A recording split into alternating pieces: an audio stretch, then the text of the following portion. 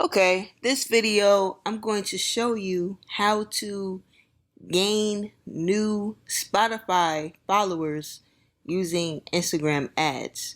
So first you have to go to Facebook Ads Manager. You have to create an account if you don't already have one.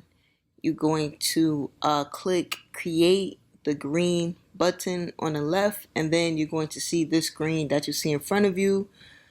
Alright, so depending on what your marketing objective is, let's say you're marketing a video, you can do video views.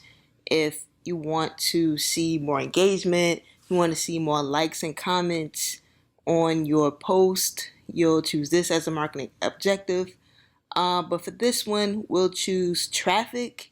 And again, you want to bring the traffic onto your website and not directly to Spotify, because you are investing money into sending this traffic. You don't want to spend money directing traffic to another company, which is Spotify. You want to spend your money directing traffic into your brand, which is your website. All right. So we're going to click on traffic. We're going to scroll down, going to create a campaign name and a budget, and then you're going to click on continue.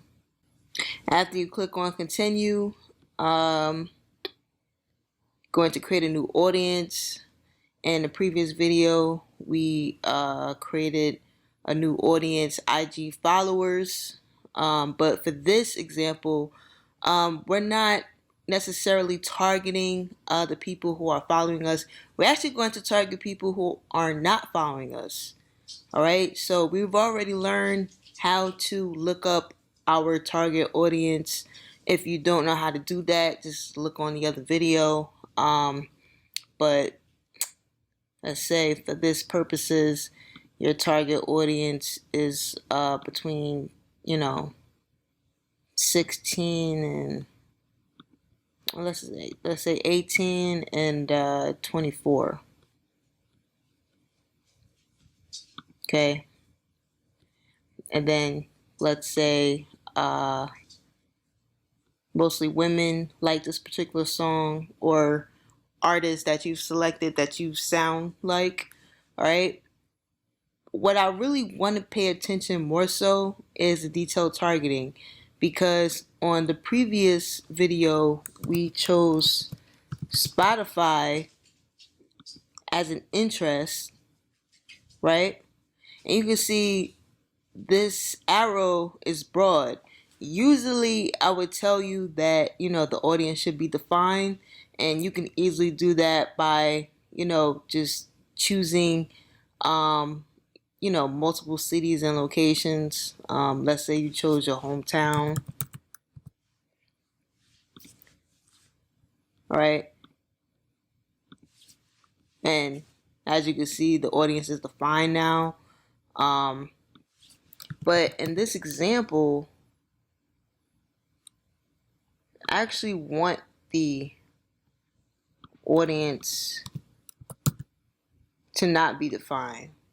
I want it to be broad, because basically, honestly, you're going to be spending more money doing it this way, but you're going to get a better idea of who your target audience is if you don't already know. If you know exactly where the locations are, put it here and then define your audience. But if you literally have no idea, sometimes I like to leave the audience broad for maybe a month to see, what the city, where the cities are, and then start targeting those. So if you have no idea, it's good to start off broad. Honestly, you're going to be spending more money doing this, but you're doing it just to get the data, and then once you get the data, then you can define your audience again. All right, make sure that you don't just put Spotify here. You narrow it down to the artist that you sound like. This is just an example.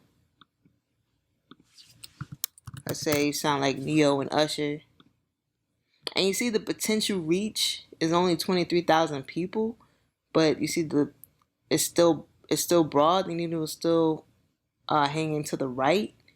Um, and if you can narrow this down further, you can.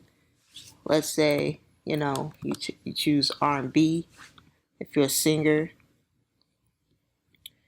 and then really change it much because these are two R&B artists, but um,